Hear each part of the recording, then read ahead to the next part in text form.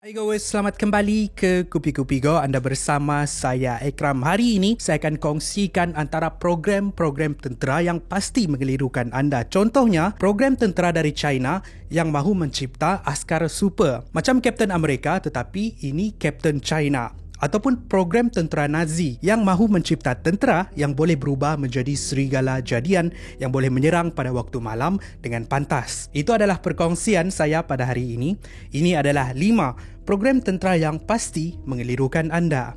5. Remote Viewing Program CIA Amerika. Pernahkah anda mendengar seseorang yang boleh tahu dan lihat apa yang terjadi di sesebuah kawasan yang jauh dari mereka? Sehingga tahap ada yang mengaku mempunyai ilmu mengubat seseorang dari jarak jauh. Sekali dengar macam mengarut, bak kata pepatah orang putih, too good to be true. Tapi bagi sesetengah orang, mereka percaya dengan kelebihan ini, termasuklah CIA. Sekitar tahun 1970-an, pasukan risikan Amerika CIA menjalankan eksperimen kepada golongan ini untuk dijadikan senjata risikan mereka, dan projek ini dikenali sebagai Remote Viewing Program. Ini bukanlah satu kabar angin, tetapi ia disahkan sendiri oleh presiden mereka pada waktu itu, Jimmy Carter. Kalau di budaya kita gelar orang-orang ini sebagai mereka yang berilmu. Tapi kalau di Amerika, mereka menggelar golongan ini sebagai psychic, clairvoyant ataupun medium. Program ini diketuai oleh seorang ahli fizik dikenali sebagai Russell Tugg yang mendedahkan semuanya pada tahun 2018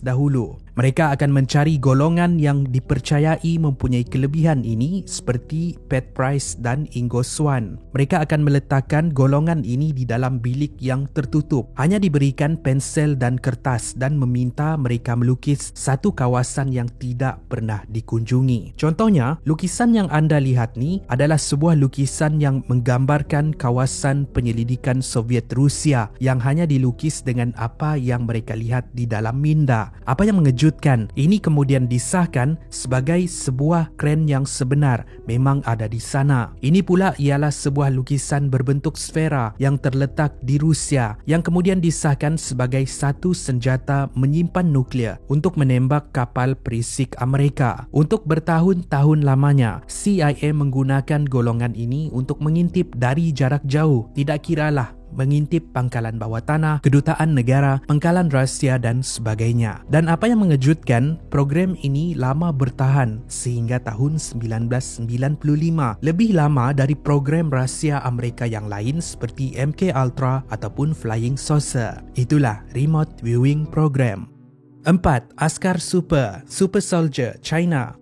Adakah suatu hari nanti kita akan melihat kumpulan tentera super yang boleh melompat dengan tinggi, berlari dengan laju ataupun mempunyai badan yang kebal? Tidak, bukan menggunakan ilmu hitam ataupun sihir, tetapi dengan mengubah suai genetik di dalam badan seseorang menjadikan mereka kumpulan tentera yang lebih hebat dari tentera biasa, ala-ala Kapten Amerika. Tetapi ini adalah kumpulan Kapten China. Sejak tahun 2015 lagi, China dituduh oleh Amerika yang kononnya China sedang menjalankan program untuk mencipta super soldier ataupun tentera super. Pada tahun 2020, pasukan risikan Amerika membuat kenyataan kalau China berjaya mencipta tentera super, ini akan memberikan ancaman kepada penduduk di seluruh dunia. Mereka percaya yang China menggunakan kaedah yang tidak beretika dikenali sebagai CRISPR, satu kaedah mengubah genetik di dalam badan. Persoalannya, adakah betul China sedang mencipta tentera super? Hari ini tiada bukti mengesahkan tuduhan ini, tetapi dengan kemajuan teknologi dan kedegilan China, mungkin ini akan menjadi kenyataan. Mungkinkah suatu hari nanti kita akan melihat tentera super China yang boleh terbang ke sana sini? Mungkin tidak.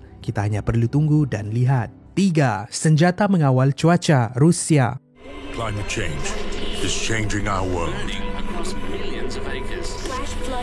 It's changing our home, and we're already feeling its effects. Senjata ini seperti di dalam novel science fiction yang pernah juga saya sampaikan di sini. Sekali lagi, kaki tuduh Amerika menuduh Rusia mencipta satu senjata yang boleh memanipulasikan cuaca untuk digunakan sebagai senjata. Program ini dijalankan di Desura Heating Facility Rusia. Contohnya, kalau sesebuah negara yang memiliki teknologi ini, mereka boleh mencipta ribut petir di negara pihak musuh untuk membanjirkan seluruh kawasan, ataupun boleh mencipta kemarau untuk mematikan tanaman dan tumbuhan, dan mencipta gempa bumi yang boleh mengakibatkan tsunami. Walaupun menuduh negara di sana sini mencipta program yang membahayakan, Amerika sendiri melalui program HAB ataupun High Frequency Active Auroral Research Program bertungkus lumus untuk menjadikan senjata fiksyen ini menjadi realiti. Apa tidaknya, kalau ini menjadi kenyataan,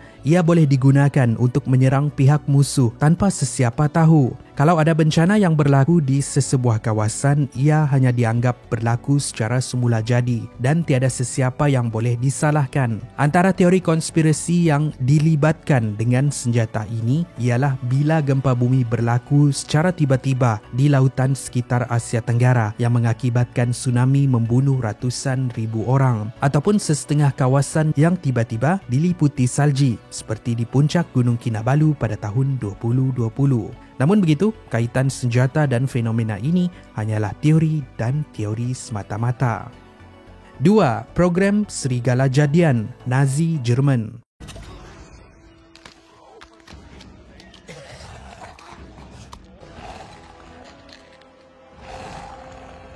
Tidak pernah disahkan, apa tidaknya sekali dengar seperti tidak masuk akal. Kalau China mahu mencipta tentera super melalui sains, Nazi Jerman pula dituduh pernah menjalankan program untuk mencipta tentera yang boleh bertukar menjadi serigala jadian seperti di dalam legenda dan mitos, di mana serigala jadian ialah simbol kepada kekuatan rakyat Jerman. Kononnya, kalau ini berjaya, kumpulan tentera serigala jadian ini boleh melancarkan serangan gerila khususnya pada waktu malam dan boleh bergerak jauh lebih pantas dari tentera biasa. Ada yang berpendapat tidak mustahil untuk Nazi Jerman menjalankan program tidak masuk akal ini, sebab kalau melihat pribadi Hitler dan kerajaan Nazi Jerman, mereka memang percaya dan taksub dengan kisah legenda rakyat Jerman, perkara mistik dan paranormal. Malah logo swastika Nazi pun diadaptasikan dari agama zaman silam. Ada ketika mereka dilaporkan mencipta teknologi yang tidak masuk akal seperti alat menjelajah masa yang dikenali sebagai D-Glock ataupun melancarkan misi untuk mencari UFO. Jika dibandingkan dengan program Serigala Jadian ini yang juga tidak masuk akal,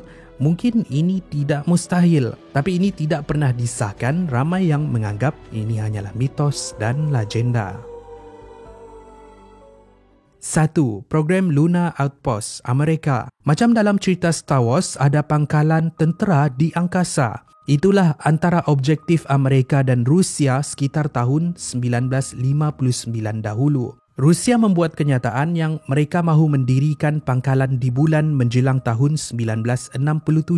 Amerika yang mendengar kenyataan ini tidak mahu kalah dan general mereka dikenali sebagai Arthur G. Trudeau membuat kenyataan yang mereka juga mahu mendirikan pangkalan di bulan dan pangkalan ini dikenali sebagai Luna Outpost. Malah mereka akan mendirikan pangkalan ini lebih awal dari Rusia. Dengan itu, kertas kerja rahsia dikenali sebagai Project Horizon disiapkan dan dihantar. Di dalam kertas kerja tersebut ada dinyatakan yang Amerika perlu sampai ke bulan sebelum Rusia. Kenyataan dan rancangan ini dibuat semasa Perang Dingin di antara Rusia dan Amerika di kemuncak sekitar tahun 1960-an. Satu perang untuk membuktikan kehebatan negara masing-masing, sama ada di dalam teknologi, senjata, ataupun perlumbaan ke angkasa lepas. Jangan cakap mendirikan pangkalan, di zaman moden ini tiada satu orang pun yang pernah pergi ke bulan tanpa menarik gam, apalagi mereka yang mahu mendirikan pangkalan di sana. Kata Arthur lagi, Luna Outpost ini akan berfungsi sebagai pusat pemantauan dunia. Senjata akan diletakkan dan dilancarkan dari sana dan ini akan meletakkan Amerika sebagai antara negara terkuat di dunia. Tapi program ini tidak pernah direalisasikan sehingga hari ini dan hanya dianggap sebagai propaganda Perang Dingin. Itulah kisah tentang program Lunar Outpost.